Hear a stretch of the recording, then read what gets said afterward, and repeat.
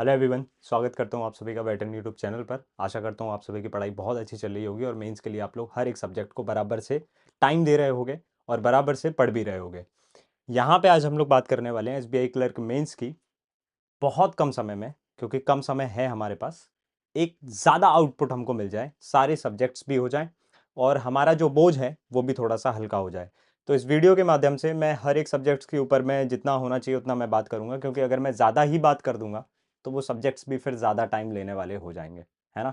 तो समय अगर कम है और ज़्यादा आउटपुट वाली अगर आप स्ट्रेटेजी चाहते हो तो आप बिल्कुल सही वीडियो पे आ चुके हो। मैं यहाँ पे हर एक सब्जेक्ट को एक एक करके बताऊंगा। तो सबसे ज़्यादा जो प्रॉब्लम होती है मेंस वाले सब्जेक्ट में वो होती है हमारे करंट अफेयर से रिलेटेड। अब करंट अफेयर की कहानी क्या है, अब करंट अफेयर मेरा सब्जेक्ट नहीं है, बट कहीं ना कहीं बैंकिंग के एग्जाम मैंने भी दिए हुए हैं। हर साल मैं बैंकिंग के एग्जाम दे रहा हूँ, हर साल बैंकिंग के उन स्टूडेंट से भी मैं मिलता हूँ जो बैंकिंग के एग्जाम दे रहे हैं, जिनको मैं क्वांट एंड रीजनिंग पढ़ाता हूँ। जो लोग मुझे फर्स्ट टाइम देख रहे हैं उनको मैं बता दूं, I am Yashraj Singh Chauhan, I am an educator of quant and reasoning. मैं यही दो सब्जेक्ट पढ़ाता हूँ मेनली। मेंस के लिए ज़्यादातर क्लासेस मैं लेता हूँ, लेकिन प्री के लिए भी मैं क्लासेस वहाँ पे आपको लेता हूँ, यानी कि कंप्लीट क्वांट एंड रीजनिंग आपको मैं पढ़ाता हूँ। तो फिर करंट अफेयर की स्ट्रेटेजी मैं कैसे आपको बता सकता हूं, इंग्लिश की आपको स्ट्रेटेजी कैसे बता सकता हूं, वो कहीं ना कहीं अब मेरा खुद का पर्सनल एक्सपीरियंस है, या फिर एक जो स्टूडेंट की मेंटेलिटी होती है एग्जाम के पहले और एग्जाम के बाद, या फिर सिलेक्शन के पहले और सिलेक्शन के बाद, उन सारी मेंटेलिटीज को एनालाइज करने के बाद में मैं ये वीडियो बना रहा हूं। और कहीं ना कहीं उन सारे सारे के सारे स्टूडेंट्स जो लोग एग्जाम देने के पहले एक मेंटल स्टेट में होते हैं कि सर हमको डर लग रहा है करके, या हमारे अंदर सर कमी है, थोड़ा सा कॉन्फिडेंट फील नहीं कर रहे हैं, और एग्जाम के बाद में जब वो रिजल्ट का वेट कर रहे होते हैं, तो फिर वहां पे जो मेंटेलिटी निकल के आती है उन स्टूडेंट्स की, तो उन सारे पॉइंट्स के ऊपर उनसे डिस्कस करने के बाद, खुद का थोड़ा सा एक्सपीरियंस लगाने के बाद जो चीजें निकल के आई हैं वो मैं आपको इस वीडियो में बताना चाहता हूं। छोटा सा वीडियो रखेंगे, काफी ज्यादा फायदा देगा आपको। तो एक कंप्लीट स्ट्रेटेजी काइंड ऑफ ये रहेगा। अब हमारे पास में बहुत ज्यादा दिन नहीं बचे हुए हैं, लेकिन अगर हम बात करते हैं करंट अफेयर की, तो करंट अफेयर में कितना करना चाहिए और क्या करना चाहिए करंट अफेयर में, तो देखो सिंपल सी अगर मैं एक बात बोलूं ना, आप अगर ये सोच रहे हो कि करंट अफेयर में पूरा कंप्लीट कर सकता हूं जितना एग्जाम पे आएगा, तो एक बिग क्रॉस है भाई। ये आप खुद पहले से नहीं बोल सकते हो, इवन आप जिस भी टीचर को फॉलो कर रहे हो। हाँ, यहाँ पे मैं वो भी बताऊंगा आपको सोर्स क्या है और क्या नहीं रहना चाहिए आपके, वो सारी चीजें भी मैं बता दूंगा, क्योंकि most of the student strategy वाले वीडियो में इसलिए आते हैं कि सर हमारे को या तो कोई सोर्स बता दो या तो कोई टीचर बता दो। अगर आपका क्वेश्चन इन्हीं दोनों में से एक है तो वो भी मैं आपको बता दूंगा, लेकिन थोड़ा सा उसका लॉजिकल पैटर्न समझिएगा, एग्जामिनर का पॉइंट ऑफ व्यू समझिएगा, क्योंकि एग्जामिनर हमारा एग्जाम ले रहा है। उस ऑर्गेनाइजेशन की अगर हम बात करें जो एग्जाम कंडक्ट करा रहा है, वो हमारा एग्जाम ले रहे हैं, तो हमारे को उसी के हद पे थोड़ा सा सोचना पड़ेगा और उसी के हिसाब से थोड़ा सा सोचना पड़ेगा कि हमारी क्या लिमिट है, क्या बाउंड्री है। तो अगर हम बात कर रहे हैं करंट अफेयर को कंप्लीट करने की, तो किसी भी एग्जाम को अगर आप देने जा रहे हो तो हम करंट अफेयर कंप्लीट तो नहीं कर पाएंगे अगर हम एक दिन पहले तक की भी एग्जाम की बात करें। तो यहां पे बात यह आ जाती है कि अगर हम करंट अफेयर पूरा कंप्लीट करने की कोशिश करें तो नहीं कर सकते, तो फिर सर कितना करना चाहिए। मेरे एक्सपीरियंस के हिसाब से मेरा जो पॉइंट ऑफ व्यू है वो ये है, अब आप इसे मानो या ना मानो ये आपके ऊपर है। अभी जैसे हमारे पास में मार्च चल रहा है, अप्रैल में हमारा एग्जाम होने वाला है एसबीआई क्लर्क का, तो जनवरी फरवरी और मार्च ये 3 महीने आपके लिए बहुत ज्यादा क्रूशियल हो जाते हैं। आप सबसे पहले टारगेट कीजिए कि इन 3 महीनों को तो आपको करना ही करना है। सोर्स की अगर मैं बात करूं तो सोर्स आप क्या रख सकते हो, देखो एक चीज मैं बोलूंगा, करंट अफेयर आएगा तो भैया हर जगह से आएगा, क्योंकि जो भी आपके पास में सोर्सेज हैं वो सारे के सारे जो सोर्सेज आपके चल रहे हैं वो इंटरनेट से ही कनेक्टेड हैं। आप ऑनलाइन पढ़ रहे हो या ऑनलाइन किसी सोर्स को पढ़ रहे हो, सारी की सारी जो इन्फॉर्मेशन है या सारे के सारे जो कंटेंट्स वहां पे दिए गए हैं वो सारे के सारे जो ऐसे कंटेंट है जो इंटरनेट से ही आपको कहीं ना कहीं मिल रहे हैं। आप किसी भी एक सोर्स पे रिलाई कर सकते हैं, वो पीडीएफ सोर्स हो, वो टीचर वाला सोर्स हो, वीडियो सोर्स हो, कोई भी एक सोर्स। लेकिन यहां पे असली जो जीत है या असली जो करंट अफेयर में बाजी मार के जाएगा स्टूडेंट, वो स्टूडेंट बाजी मार के जाएगा जो मल्टीपल टाइम्स इस चीज को रिवाइज कर रहा है, एक सोर्स पर रिलाई कर रहा है, उस पर ट्रस्ट कर रहा है, खुद पे ट्रस्ट कर रहा है और उस चीज को मल्टीपल टाइम्स रिवाइज कर रहा है। अगर आप अपने अंदर ये एबिलिटी थोड़े से जो बचे हुए दिन है इसमें अगर आप डाल लो, तो कहीं ना कहीं आप थोड़ा सा फील करोगे कि यार मैं बहुत ज्यादा बोझ नहीं है मेरे दिमाग में और अंडर कंट्रोल है सारी सिचुएशन करंट अफेयर से रिलेटेड। तो अगर आप इस सिचुएशन को बहुत ज्यादा विकराल रूप नहीं देना चाहते हो, जनवरी फरवरी मार्च मेरे कहने पे किसी भी एक पर्टिकुलर सोर्स पे जिससे भी आप पढ़ रहे हो, जिसकी लैंग्वेज आपको समझ में आती है, अगर आप किसी टीचर को फॉलो कर रहे हो, उनकी साथ में आपकी ट्यूनिंग अच्छी बैठ रही है, आपको जो भी वो पढ़ाते हैं वो आपको समझ में आ जाता है एक बारी में, आप उनको फॉलो करिए।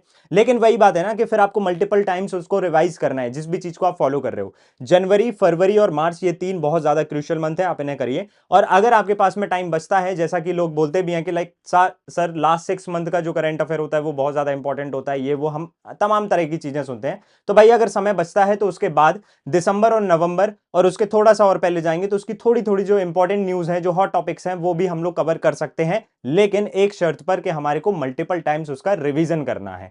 तो करंट अफेयर के लिए सबसे अचूक चीज यही है कि आपको अपने सोर्स पर और अपने आप पर आपको भरोसा रखना पड़ेगा कि yes I can do this, मैं इसका मल्टीपल टाइम्स रिवीजन कर सकता हूं और मैं इसको करूंगा। तो आपको यह चीज करंट अफेयर में करना है, क्योंकि अंतिम दिन तक भी आप करंट अफेयर को कंप्लीट नहीं कर सकते हो। और एक बात याद रखना और अपने आप से बार बार यह बोलना कि अगर आएगा करंट अफेयर तो हर जगह से आएगा, और अगर नहीं आएगा तो कहीं से नहीं आएगा। तो अगर ऐसी सिचुएशन में एग्जाम बनता है तो आप दोनों ही सिचुएशन के लिए फिर रेडी हैं। तो बेटर क्या है, जो मल्टीपल सोर्स यूज कर रहे हैं कि भाई यहां से पीडीएफ पढ़ लेता हूं, यहां से क्विज लगा लेता हूं, इन सर का वीडियो देख लेता हूं, इन मैम के वीडियो से प्रैक्टिस कर लेता हूं, तो ये थोड़ा सा खतरनाक साबित हो सकता है उस पर्टिकुलर कैंडिडेट के लिए। और ऐसा वो कर नहीं रहा है, ऐसा उसको बोला जा रहा है करने के लिए, वो खुद से नहीं करता है। जैसे मान के चलो मैं एक बैंकिंग एस्पिरेंट हूं और मेरा एसबीआई क्लर्क का मेंस का एग्जाम है, मैंने एक स्ट्रेटेजी देखी, वो बोलते हैं कि XYZ सर को फॉलो कर लीजिए, मैं फॉलो करने लग गया, मेरा मन नहीं माना, मुझे मजा नहीं आया, या फिर जो एक्चुअल तरीका होता है, मैंने करंट अफेयर पढ़ने का एक्चुअल तरीका अगर उसमें यूज नहीं किया तो स्वाभाविक है आपको मजा नहीं आएगा, आप भूलने लगोगे चीजें, क्योंकि जो स्वाभाविक तरीका है वो क्या है, आपको मल्टीपल टाइम्स रिवाइज करना है। आप मल्टीपल सोर्स एक एक बार पढ़ रहे हैं, अब आप दूसरा सोर्स देखेंगे या दूसरी स्ट्रेटेजी देखेंगे, वहां पे बताया जाएगा कि आपको इस वाली चीज को फॉलो करना है, तो आप उस वाली चीज के पीछे पड़ जाएंगे। तो ऐसे में होता क्या है, हम इस चीज को भी कंप्लीटली नहीं कर पाए, हम इस चीज को भी कंप्लीटली नहीं कर पाए, और जाके हम एग्जाम देने जा रहे हैं ये सोच के कि करंट अफेयर में हम कुछ बड़ा ही जादू कर देंगे। तो वो बड़ा जादू नहीं होगा, आप उस समय मूर्ख बन चुके हैं, आपने खुद को भी मूर्ख बनाया है, और कहीं ना कहीं उसी मूर्खता बस पूर्ण आप वहां पे एग्जाम कर रहे हो। तो बेटर क्या है कि मल्टीपल टाइम्स आप रिवाइज कीजिए, किसी भी एक सोर्स को फॉलो कीजिए, सबसे अचूक स्ट्रेटेजी यही है करंट अफेयर की। इसके बाद अगर हम बात करें इंग्लिश की भी, तो इंग्लिश की भी मैं बात बता देता हूं। इसके लिए मैं लिख देता हूं भाई, जनवरी हमारे लिए बहुत ज्यादा इंपॉर्टेंट हो जाता है, फरवरी हमारे लिए बहुत इंपॉर्टेंट हो जाता है, और मार्च जो कि अभी हमारा चल रहा है। अब बात आती है कि सर इसमें डेली करना है या फिर हम लोग मंथली या वीकली करें। सिंपल सी बात है, देखो डेली करोगे ज्यादा इंफॉर्मेशन मिलेगी, वीकली करोगे तो थोड़ा सा फिल्टर हो जाती है इंफॉर्मेशन, और अगर आप मंथली करोगे तो और ज्यादा चीजें फिल्टर हो जाएंगी। आप जिस चीज को डाइजेस्ट कर सकते हो, आप जिस चीज को डाइजेस्ट करके उसको मल्टीपल टाइम्स रिवीजन में डाल सकते हो, आप वो कीजिए, उसी से आपको फायदा मिलेगा। ठीक है, अच्छा अब इस लास्ट टाइम में करंट अफेयर से रिलेटेड जो चीजें स्टूडेंट्स यूजुअली करते हैं मैं वो भी बता देता हूं आपको, फिर मैं इंग्लिश के बारे में बात करूंगा। हम दिन भर सुबह से उठ के करंट अफेयर ही करते रहते हैं। जब लास्ट का 1 महीना हमारे पास में एग्जाम का होता है ना, मैं सुबह भी करंट अफेयर पढ़ रहा हूं, दिन में मैथ्स पढ़ने का मन नहीं कर रहा, क्वांट रीजनिंग पढ़ने का मन नहीं कर रहा, पजल लगाई स्टक हो गए, मैं फिर से करंट अफेयर पढ़ रहा हूं, शाम होते ही साथ मैं फिर करंट अफेयर पढ़ रहा हूं, रात होते साथ मैं फिर करंट अफेयर पढ़ रहा हूं और फिर सो जा रहा हूं। मुझे ऐसा अंदर से अंदर अपनी बुद्धि में प्रतीत होता है, मन को ऐसा लगता है कि भाई मेरी तैयारी बढ़िया चल रही है, बट एक्चुअल में आपकी तैयारी बढ़िया है भी, आप करंट अफेयर में बहुत कुछ अजीब ही कर दोगे, बहुत अच्छा करके आ जाओगे, लेकिन उस वजह से जब आप दिन भर पूरा करंट अफेयर को दे रहे हो, क्वांट आपका बर्बाद हो रहा है, आपका रीजनिंग बर्बाद हो रहा है, और आपका इंग्लिश की अंडरस्टैंडिंग बर्बाद हो रही है। आपके ये तीनों सब्जेक्ट्स बर्बाद हो रहे हैं जो इस टाइम पे आप पॉलिश कर सकते थे, इस टाइम पे आप जिनको सीख सकते थे, और इस टाइम पे आप जिनकी अप्रोच को अगर समझ के जाते तो वो वहां पे परफॉर्मेंस थोड़ा सा आपका अच्छा ही जाता। तो करंट अफेयर को भी उतना ही टाइम दीजिए जितना ये डिजर्व करता है। अब ये टाइम कितना हो सकता है, ये 1 घंटा हो सकता है, 2 घंटा हो सकता है, ये पूरा दिन नहीं हो सकता, तो बैलेंस करना पड़ेंगे हमारे सारे सब्जेक्ट। तो ये गलतियां नहीं करिएगा कि दिन भर सुबह से लेकर रात तक हम करंट अफेयर ही पढ़ रहे हैं। क्यों? क्योंकि अब आखिरी समय, क्वांट रीजनिंग तो हमको आता ही है, इस भ्रम में मत रहिएगा कि क्वांट रीजनिंग आपको आता है। आपको आता है, बिल्कुल बढ़िया बात है, लेकिन लास्ट टाइम की जो ये प्रैक्टिस होती है, अगर ये आपकी क्वांट रीजनिंग की छूट जाएगी ना, तो आता और ना आता सब बराबर हो जाएगा भाई एग्जाम वाले दिन में। तो इस चीज को भी विशेषकर ध्यान रखिएगा। इंग्लिश की अगर हम बात करें तो इंग्लिश में मेरा थोड़ा सा अलग लॉजिक है भाई। इंग्लिश टोटली अगर आप किसी टीचर को फॉलो कर रहे हो, अगर आपको उस तरह का टीचर अभी तक मिला ही नहीं जो आपको इंग्लिश सिखा पाए, तो समझ जाइएगा ये उसी चीज का इंडिकेशन है कि भैया अब इंग्लिश आपको तुम ही सिखा सकते हो। जब भी किसी स्टूडेंट को किसी भी पॉइंट ऑफ टाइम पर यह फीलिंग आती है कि यार मैंने हर एक प्रकार के टीचर से पढ़ के देख लिया है, हर एक प्रकार की मैंने किताबों को फॉलो करके देख लिया है, जिस भी टीचर ने मेरे को बताया है, मेरे को इंग्लिश पल्ले नहीं पड़ रही, तो उसी समय समझ जाइएगा कि अब आपको इंग्लिश सिर्फ एकमात्र व्यक्ति सिखा सकता है, वो है आप खुद। ये मैं अपने पर्सनल एक्सपीरियंस के हिसाब से बता रहा हूं, क्योंकि मैंने भी अपने प्रिपरेशन टाइम पे इवन बहुत से स्टूडेंट जो सिलेक्ट हुए हैं लास्ट ईयर या उसके पहले एग्जाम में, उनके साथ भी यही कहानी मैंने कहीं ना कहीं देखी है कि उनको ऐसा लगता है कि यार मेरे को इंग्लिश सर ना मैं फॉलो कर रहा हूं, सारे स्टूडेंट फॉलो करते हैं, जिस टीचर को मैंने उसको भी फॉलो करके देखा, काफी फेमस जो टीचर है उनको भी मैंने फॉलो करके देखा, बट उतना आउटपुट मेरे को मिला नहीं। तो आपको सिंपली एक ही चीज करना है, ये अगर इंडिकेशन आपको आ रहा है तो ये इंडिकेशन सिर्फ इसीलिए आ रहा है कि आपको अब खुद से सीखना है। अब खुद से हम कैसे सीखेंगे सर इतने कम समय में? तो इतना कम समय तो आपको अब लग रहा है ना, पहले तो हमारे पास में ये कम समय नहीं था, पहले हमारे पास में काफी ज्यादा समय था, लेकिन वो इंडिकेशन को हम समझ नहीं पाए। लेकिन इतने कम समय में भी आप उस चीज को समझ सकते हो। इंग्लिश जो है आपको इसलिए समझ में नहीं आ रही है क्योंकि आप अंडरस्टैंड नहीं कर रहे हो। आप सोचते हो कि जितना हमको टीचर पढ़ा देगा हम उतना पढ़ लेंगे। अगर आज किसी टीचर ने इंग्लिश की छुट्टी कर दी तो आज हम इंग्लिश पढ़ेंगे नहीं। तो ये सबसे पहले भ्रांति आपको दिमाग से हटाना पड़ेगी। इंग्लिश एक अंडरस्टैंडिंग वाला टॉपिक है, एक अंडरस्टैंडिंग वाला सब्जेक्ट है, ये एक लैंग्वेज है, इसको हमें समझना पड़ेगा। अगर आज किसी टीचर ने क्लास नहीं ली है इंग्लिश की, जिसे आप फॉलो कर रहे हो, बिल्कुल दिल से फॉलो कर रहे हो, जिसे रिलीजियसली फॉलो कर रहे हो जिसे, और उसने इंग्लिश की क्लास आज नहीं ली, तो इसका मतलब ये नहीं है कि आप इंग्लिश नहीं पढ़ेंगे। आपको इंग्लिश उस दिन भी पढ़ना पड़ेगी, क्योंकि उस टीचर का काम है इंग्लिश पढ़ाना। वो आपको इंग्लिश पढ़ाएगा वहां पे, वो आपको लेक्चर देगा, वो आपको समझाएगा, वो आपको कुछ ना कुछ लर्निंग देगा। लेकिन अगर आज वो इंग्लिश नहीं पढ़ा रहा है किसी भी कारणवश, उसका स्वास्थ्य ठीक नहीं है या उसके घर में कुछ काम है या कुछ भी है, व्हाटएवर रीजन, तो उसकी जो ड्यूटी है वो उस दिन अगर वो नहीं कर पा रहा है, तो इसका मतलब ये नहीं है कि आप अपनी ड्यूटी भूल जाएंगे। आपको इंग्लिश करना पड़ेगा उस दिन, है ना? और यही वो सारे स्टूडेंट्स का भी सॉल्यूशन है जिनको किसी पर्टिकुलर टीचर से समझ में नहीं आ रहा है। आप क्या करिए, आप अपनी रीडिंग कॉम्प्रिहेंशन के ऊपर थोड़ा सा काम कीजिए, आप अपने पैराजंबल के ऊपर थोड़ा सा काम कीजिए, आप मल्टीपल टेस्ट लगाइए, जो सेक्शनल टेस्ट हमारे होते हैं, आप सेक्शनल टेस्ट लगाइए, और सेक्शनल टेस्ट जब लगा रहे होंगे तो ग्रामर के जो क्वेश्चंस आ रहे हैं उनको सॉल्व कीजिए, और उसमें थोड़ा सा समझिए कि भाई किस टाइप के क्वेश्चन में किस टाइप की कहानियां होती हैं। और ये लास्ट टाइम में जब मैं ये सेक्शनल मॉक लगा रहा हूं मेंस के, तो कितने प्रकार के मेरे को ग्रामर के क्वेश्चंस मिल रहे हैं, किस टाइप के क्वेश्चन मिल रहे हैं, क्या स्ट्रक्चर रहता है इनका, रीडिंग कॉम्प्रिहेंशन में लैंग्वेज किस तरह से जा रही है, पैराजंबल किस तरह से सेट हो रहा है, क्लोज टेस्ट में किस चीज की जरूरत है। अगर उस चीज की जरूरत आप खुद से पूरा कर सकते हैं तो आप वो खुद से कीजिए। मेरा एक पर्सनल सजेशन रहेगा इंग्लिश के लिए, आप कुछ मत कीजिए, सेक्शनल मॉक लगाइए। सेक्शनल मॉक लगाओगे तो आपकी कमियां आपके सामने रहेंगी, और जब आपकी कमियां आपके सामने रहेंगी तो उन कमियों के ऊपर में थोड़ा थोड़ा आप काम कर लीजिए, जिससे कि आपका ये बच जाए सब्जेक्ट, कम से कम एक एवरेज स्कोर इसमें आ जाए। इस कम समय में आप इतना ही कर सकते हो। अगर आप बिगनर होते या फिर 2025 के किसी एग्जाम के लिए, नेक्स्ट एग्जाम के लिए, अपकमिंग एग्जाम के लिए प्रिपरेशन कर रहे होते, तो इंग्लिश की स्ट्रेटेजी आप खुद से भी यही वाली लगा सकते हो, जो कि पर्सनली आपको बहुत ज्यादा फायदा देगी। तो सीए और इंग्लिश में आप ये कर सकते हो जो मैंने आपको बताया है।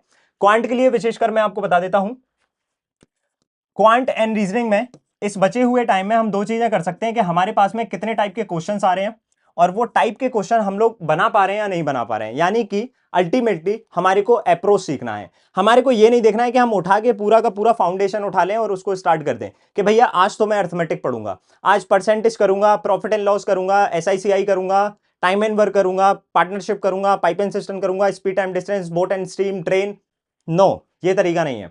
आप लास्ट के टाइम पे हो, मेंस का एग्जाम देने जा रहे हो, आपको इस टाइम पे ये सारी चीजें आना चाहिए जो कि आपको आती भी होंगी, लेकिन इस टाइम पे आपको अपनी अप्रोचेस के ऊपर ध्यान देना है। आपको क्वेश्चन सॉल्व करने से पहले आपको इस चीज पे ध्यान देना है कि मैं क्वेश्चन कौन सा क्वेश्चन सॉल्व करूंगा। जब आप मॉक टेस्ट दे रहे होगे, इस समय पे आप सभी लोग मॉक टेस्ट दे रहे होगे, तो मॉक टेस्ट में हमारे पास में इसमें 50 क्वेश्चन आ रहे हैं और इसमें 50 क्वेश्चन आ रहे हैं। इसको मैं थोड़ा सा डिटेल में बताऊंगा, बिकॉज ये दोनों सब्जेक्ट ही मैं पढ़ाता हूं और ये मेरे रूट सब्जेक्ट है। तो अगर मेरे पास में दोनों ही सेट्स में या दोनों ही सेक्शंस में मेरे को 50-50 क्वेश्चन दिख रहे हैं, तो क्या मैं 50 क्वेश्चन अटेम्प्ट करने जा रहा हूं? सबसे पहले अपने आप से क्वेश्चन पूछिए। नहीं, मैं 50 क्वेश्चन अटेम्प्ट करने नहीं जा रहा हूं, क्योंकि वो पॉसिबल भी नहीं है जितना टाइम हमारे पास में होता है और जो लेवल एग्जाम का आ रहा है हमारे पास में। तो अब अगर मैं 50 क्वेश्चन करने नहीं जा रहा हूं, तो क्या मेरे अंदर ये स्किल है कि इस 50 क्वेश्चन में से मैं वो क्वेश्चन सिलेक्ट कर लूं जो करने वाले हैं? और कितना टारगेट होना चाहिए? अगर 50 टारगेट नहीं है तो कितना एक आइडियल टारगेट होना चाहिए? तो वो टारगेट हमारे को सेट होना चाहिए। सबसे पहले आप एक मिनिमल टारगेट बनाइए। जब भी आप मॉक टेस्ट लगा रहे हो, एक मिनिमल टारगेट बनाओ कि भैया 20 इसमें करूंगा, 20 इसमें करूंगा। अब ये 20 के 20 तुम्हारे बिल्कुल 100% एक्यूरेसी से सही होना चाहिए। अब 20 क्वेश्चन जो तुम इसमें से कर रहे हो और 20 क्वेश्चन जो तुम इसमें 50 में से कर रहे हो, वो 20 क्वेश्चन तुमने कैसे सिलेक्ट किए और वो 30 क्वेश्चन तुमने कैसे आउट किए, ये स्किल आना चाहिए। हमारे को लास्ट टाइम में ये स्किल सीखना है, हमारे को इन चीजों के ऊपर कमांड करना है कि अगर मेरे पास में 10 क्वेश्चन दे दिए जाएं और यहां पे कंपल्शन डाल दिया जाए कि इस 10 में से 8 क्वेश्चन करना है और 2 क्वेश्चन आपको नहीं करना है, तो अब वो 2 क्वेश्चन आप कौन से छोड़ोगे, ये भी एक एबिलिटी है कि वो क्वेश्चन किस वजह से छूट रहा है, वो कैलकुलेशन की वजह से छूट रहा है, वो टॉपिक की डिफिकल्टी की वजह से छूट रहा है, या उसकी जो लैंग्वेज है वो थोड़ी सी कॉम्प्लेक्स है, वो मेरे को समझने में थोड़ा सा दिक्कत होगी, है ना। तो इस वजह से मैं वो क्वेश्चन छोड़ रहा हूं। तो आपको ये समझना पड़ेगा कि क्वांट और रीजनिंग में सबसे पहले एक मिनिमल टारगेट सेट कीजिए जब भी आप मॉक टेस्ट लगा रहे हो, और टारगेट को अचीव कीजिए। जब ये टारगेट अचीव हो जाए आपका, एक मॉक में, दो मॉक में, तीन मॉक में, टाइम लगेगा, पहली मॉक में ये सेट नहीं होगा। पहले मॉक में हो सकता है कि 20 में से जो आप सिलेक्ट करने जा रहे हो या टारगेट करने जा रहे हो कि 20 क्वेश्चन करूंगा क्वांट में, और हो सकता है कि आपके 8 या 10 क्वेश्चन ही हो पाए। तो निराश नहीं होना है, हताश नहीं होना है, क्योंकि आप उसमें अभी परिपक्व नहीं हुए। ऐसा नहीं हुआ है कि आपने 20 टारगेट किया तो आप 20 ही कर लोगे।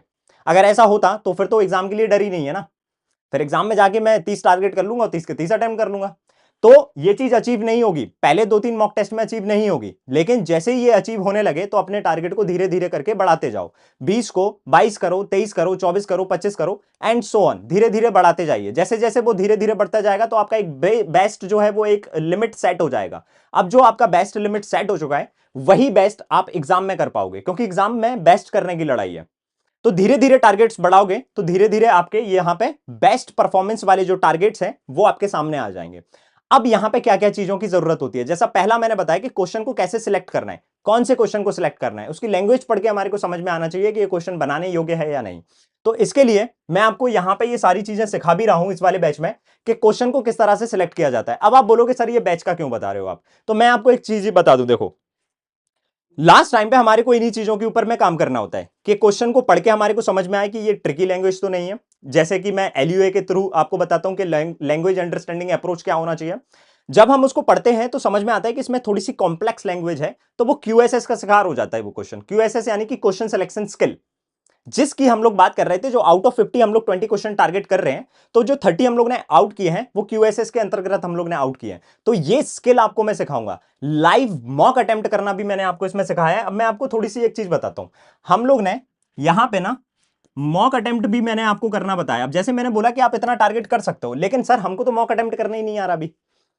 हमको वो पूरा का पूरा जो सेट आ रहा है क्वांट का, रीजनिंग का, साथ में करंट अफेयर भी है, इंग्लिश भी है, हमको अटेम्प्ट करना नहीं आता। तो मैंने यहां पे इस वाले ही बैच में मॉक अटेम्प्ट ऑलरेडी करके बताया है, कैसे आप लोग टारगेट डिसाइड करते हो, कैसे उस टारगेट को अचीव करते हो, वो भी मैंने इसमें ऑलरेडी सिखा दिया है। लेकिन अगर आप अफोर्ड नहीं कर सकते बैच, तो मैं आपको बता दूं, यूट्यूब पर भी मैं कुछ दिनों में ये मॉक लेके आऊंगा, और उसमें मैं क्वांट और रीजनिंग में कैसे आपको क्वेश्चन सेलेक्ट करना होता है उसका एक सही तरीका मैं आपको बताऊंगा, क्योंकि एक्चुअल में हमें इसी स्किल के ऊपर काम करना है।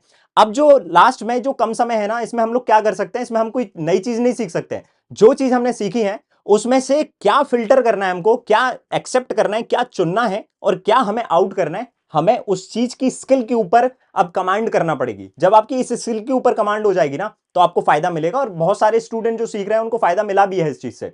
तो मैं मॉक एक यूट्यूब पर भी डाल दूंगा। अगर आपको लगता है कि आप एक अकेले मॉक से सीख सकते हो तो आप उस चीज को देख लीजिएगा।